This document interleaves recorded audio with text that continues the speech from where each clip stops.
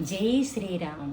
ఒక కుటుంబానికి కావలసిన మాట నమ్మకము, సత్యము. ఆ ఒక్క నమ్మకంకి, సత్యంకి ప్రతిమూర్తి అవుతున్నారు ఈ శ్రీరామచంద్రుడు.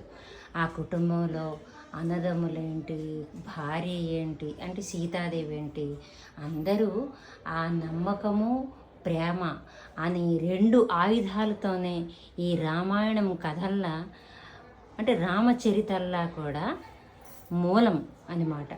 ఈరోజు ఇవన్నీ మా ఇంట్లో పువ్వులతో దండ కూర్చి రామనామ జపం ఎంతవరకు అవుద్దో అంతవరకు జపించి దండ కూర్చాను.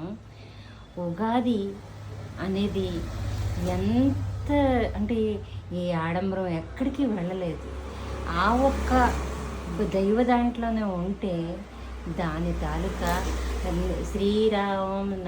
శ్రీరామం నీ నామం ఎంతో రుచిరా, ఎంతో రుచి, ఎంతో రుచి, ఎంతో రుచిరా. ఇంతటితో సెలవు తీసుకుంటున్నాను.